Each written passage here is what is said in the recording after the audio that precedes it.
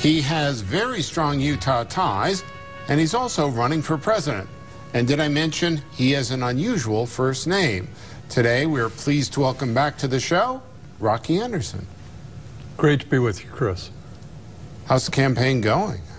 It's going well, especially under very difficult circumstances. We have a great staff of very low-paid, hard-working people. We've got volunteers in probably 30 or 35 states. We're getting on more and more state ballots. There are other parties who are nominating me to be their candidate. Oh, I didn't know that. Yeah, I'm the Progressive Party candidate in Oregon. I'm the Independent Party candidate in New Mexico. It's looking really good in Connecticut to go on the ballot as the Independent Party candidate there. And then we're also on in Colorado as an independent and with the Justice Party in Mississippi and Utah. And then we have a road team out there in Rhode Island right now. We've got some great people in Minnesota getting signatures on petitions, and we're headed up to Idaho soon.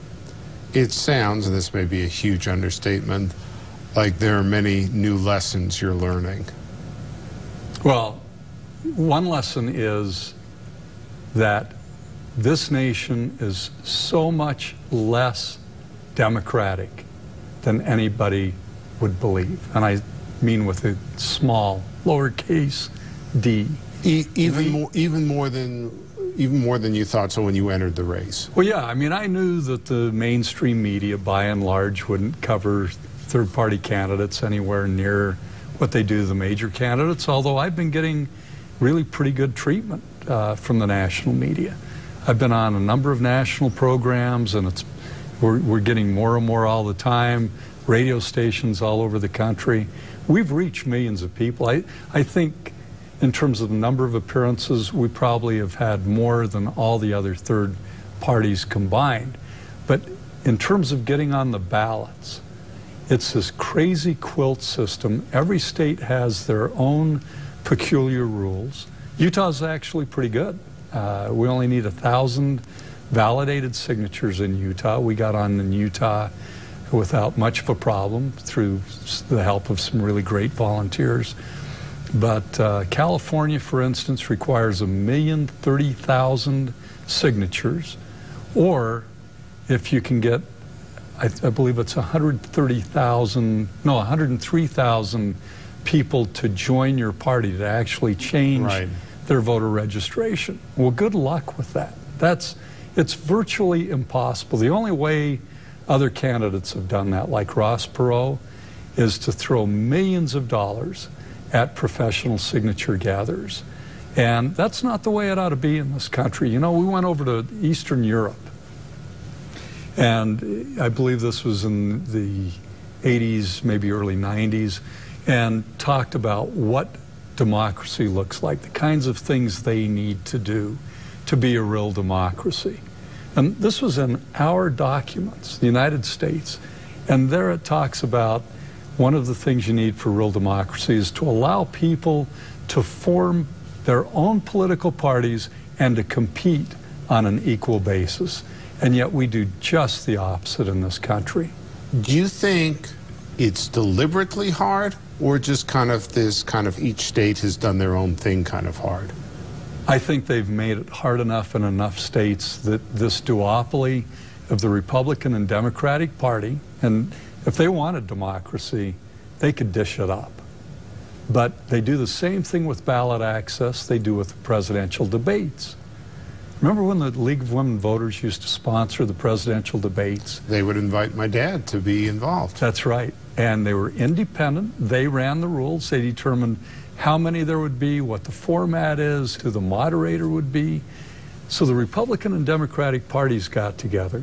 They formed the Presidential Debate Commission. They hijacked the debates away from the League of Women Voters, and now they have sole control. And as a result, they don't let on third-party candidates. Can you imagine what a difference it would make in this country in terms of the dialogue, the consideration of different points of view, If somebody like me or Jill Stein from the Green Party, Gary Johnson from the Libertarian Party, if we could take part in those debates so you weren't just hearing the same old tired sound bites from a Barack Obama or a Mitt Romney. You know, I actually had this question later, but I'll ask it now. What are you going to do with the debates? Are you going to travel to any of the cities so you can at least try and get some press notice while you're there? Well, you know what happened to Ralph Nader? He wasn't let on the stage, and he had tremendous support around the country. Somebody gave him a ticket that they had to be in the audience.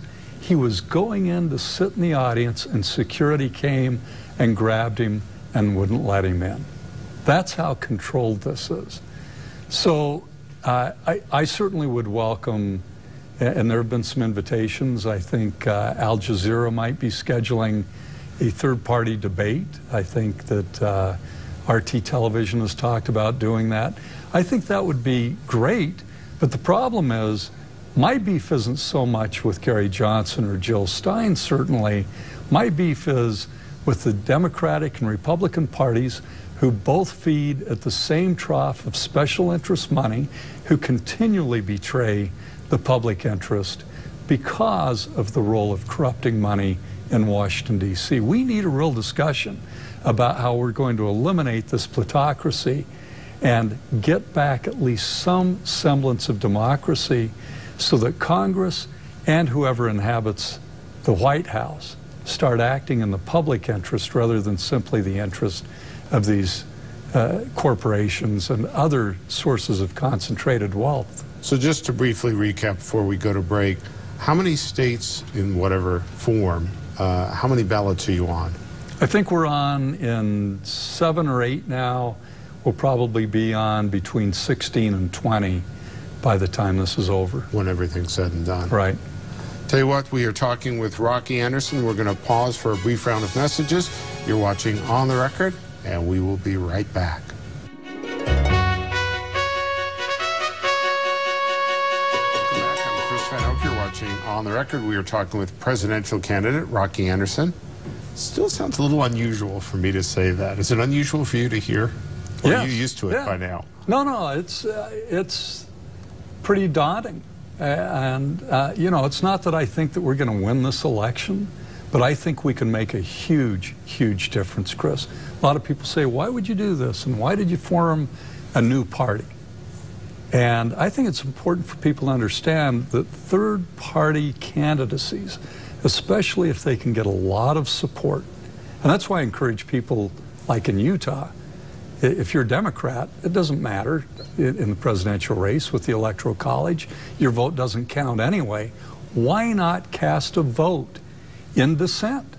Send the message, we're tired of this. We're tired of the warmongering. We're tired of targeting U.S. citizens for assassination. We're tired of these drone killings.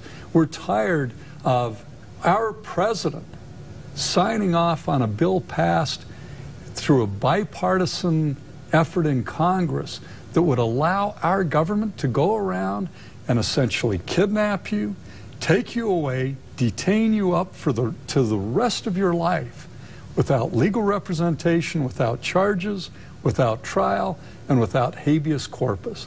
Chris, this country is being transformed in dramatic ways, in ways that are absolutely unprecedented. And when I grew up, I never thought this would be allowed under our Constitution. I never thought it would be politically feasible. And the kinds of things that are happening now, we as a people, it's up to all of us to let those in office know we're not going to put up with it anymore. We're not going to put up with them toadying to Wall Street anymore, to the bankers. Why, after all this that's happened, is there not a move in Congress or in the White House to break up the banks that are too large to fail? Do you think in Utah you're going to give President Obama a run for his money? I don't know. I would hope that not only Democrats, but good mainstream Republicans will understand that we can make a real difference by sending this message. Shake up both of these parties. Let them know we're tired of them caving to Wall Street when it's our interests that are being hurt every single day. You know, think about it. The repeal of Glass-Steagall, which prohibited the concentrated ownership of investment banks, commercial banks, and insurance companies. That was done under President Clinton. He signed off on that. The Republicans and Democrats alike have caved to these financial institutions and have basically given away the farm. And then when they go down and they get bailed out, they still come out on top. Oddly enough, this is one of my odd non sequiturs, I was reminded of that because they were just talking about that repeal under Clinton on the HBO show Newsroom. Well, and it wasn't just the Glass-Steagall Act. The Commodity Futures Modernization Act of 2000. Now, this may sound fairly technical, but it was part of the move toward deregulation so that companies like AIG could sell essentially insurance policies to these banks that were buying up all these rotten mortgages and assuring them that if they lost money, then AIG would pay them off. AIG, because of the deregulation, didn't have to have any reserves. They didn't have to have anything when they were called upon to pay, and that's why the United States government poured in billions of dollars to bail out AIG. I think it's a total fraud. There hasn't been one prosecution by the Obama administration of anybody on Wall Street for committing the kind of fraud that helped lead to the 2008 meltdown, which is still having horrendous consequences for the American people. So I just have to say, Chris, the power is in the American people. Just like in the Arab Spring, people understood, even though they had these dictatorships and they had to put their lives on the line, we can all organize, we can stand up together and say, we're not going to stand for it anymore. That actually leads into my next question. Given the constraints or restraints on your campaign, how big a role does social media play? Social media is everything.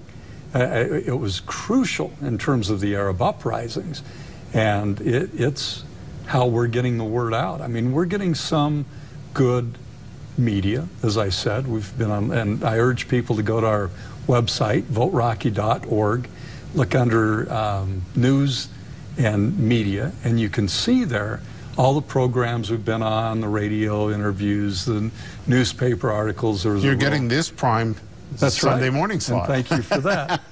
But, and we take advantage of all of that we can, but social media is so absolutely crucial. That's where especially young people are going for their news, and then people can share things that are of interest to them. We put things up and they're shared all over the place. And we've got some great volunteers who have put together, I think, some of the best video spots in politics today. And so I urge people, go to that video site on our website, voterocky.org. Take a look at what's been done. We didn't pay 1 cent for any of that work.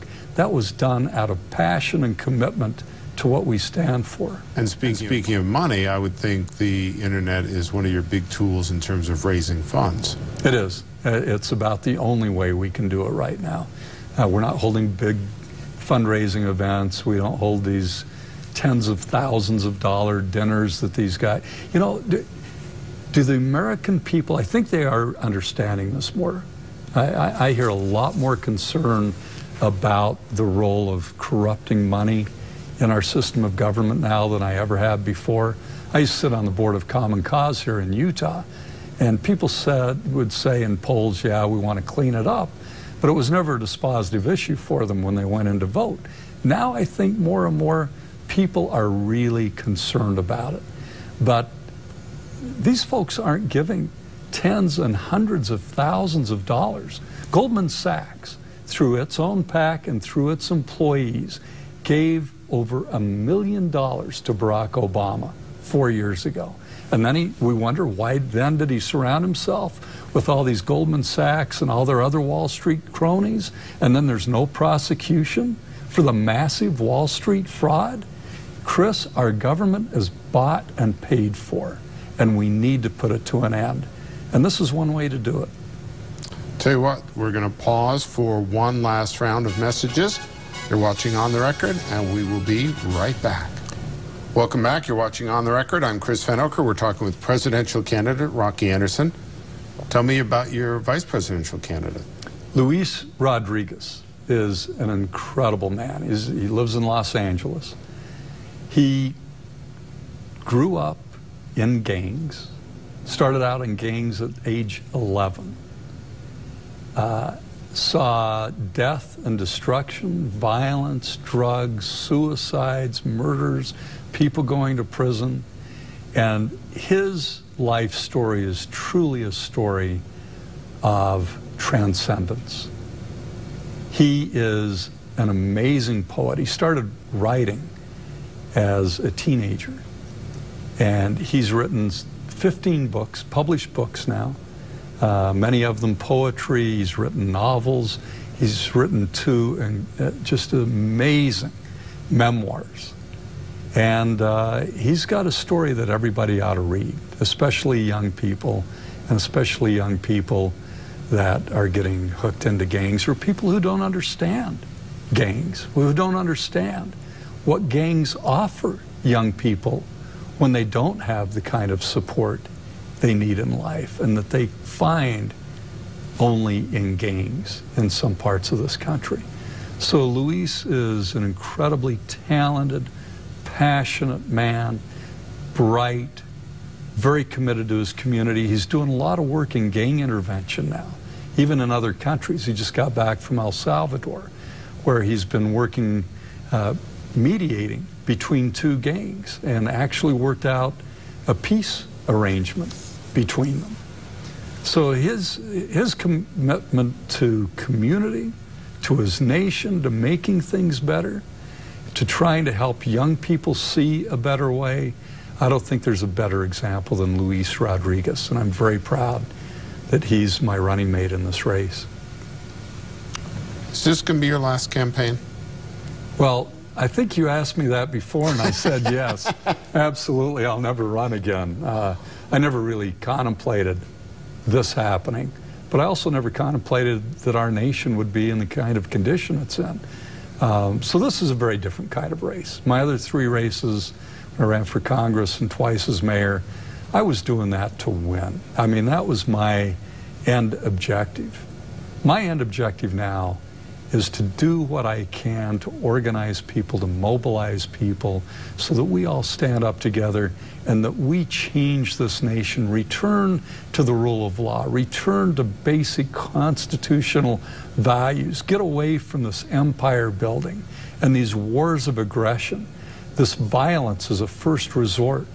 I mean, for the President of the United States now to be proud to talk about his personal involvement in going through these baseball card-like biographies of suspected terrorists and determining who we're going to go kill, and in the process killing hundreds of innocent men, women, and children, civilians in these countries. And by the way, these are countries where Congress has not authorized acts of war. We're in Yemen, Somalia, Pakistan, Afghanistan, still flying unmanned drones over Iraq. And the people in these countries are furious. So it really is hurting our nation's security in the long run as we're ramping up this hatred and hostility toward the United States. Imagine how we'd be responding if a nation came over, invaded us, sent unmanned drones over, killing our brothers and sisters, our mothers and fathers, our children. I think that there would be some suicide bombers among us as well, planning to do the kind of harm to those invaders that these people now want to do to the United States. And we've got to stop this cycle. We can do it, but not going in the direction that we've been headed during the Bush and Obama administrations. I was going to say to you, not worrying about whether you win or not must be kind of freeing. You can say whatever you want, but that was never really an issue with you. No, it wasn't. You know, I mean, when I ran for Congress, I think I could have won that race if I'd said the politically correct things, but it was too important for me, especially on marriage equality, to dodge that issue. I'm not that kind of person. I want at the end of my life to look back and say I never dodged an issue. I never compromised like some of these people, like Jim Matheson, I think, does every single day in order to keep his seat in Congress. And I shouldn't just target him, but he happens to be the closest example of somebody who votes completely differently than what most of us would think would reflect fundamental democratic values. You know, with same-sex marriage, and maybe I was thinking about this earlier, with that issue and decriminalizing marijuana, you were kind of way ahead of the curve, weren't you?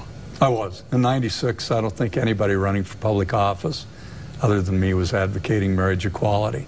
And, you know, I had people from the GLBT community here coming to me saying, don't do that, that's too far out. And I said, you know, if we don't have people kicking the door open, we're never going to see this happen. Well, look at it. That was 1996. And now in 2012, in how many states we have marriage equality? We've got, it's a mainstream movement. And the many president nations said around he would the country. support it. Yeah, well, the president says that because it's election time, after he said for so many years his thinking was evolving on that issue. I mean, talk about a classic political response where he's not stating his real position, not taking a courageous point of view, and he still won't stand for federal protection for gays and lesbians when it comes to marriage. He says he favors it, but he's going to leave it to the states. Can you imagine him saying, well, I think we should leave racial equality or religious equality to the states and not having federal protection? I think he's a coward. And I think that he's shown that on this issue. I think he showed it with regard to health care.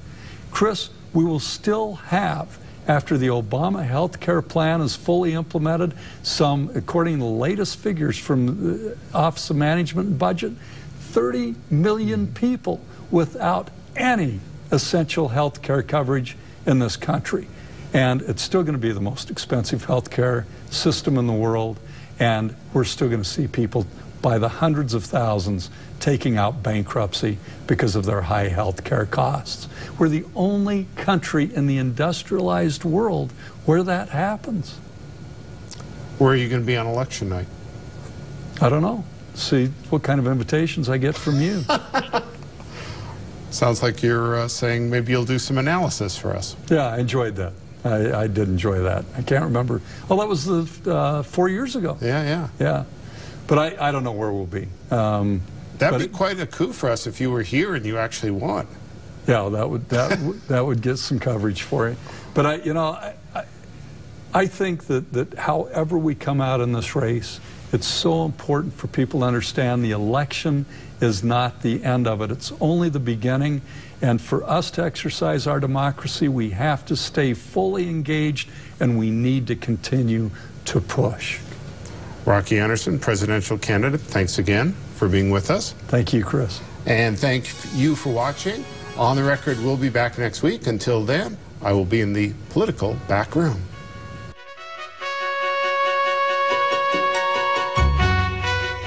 The views expressed on this program are those of the guests and do not necessarily represent the views of KTVX, its employees, or station management.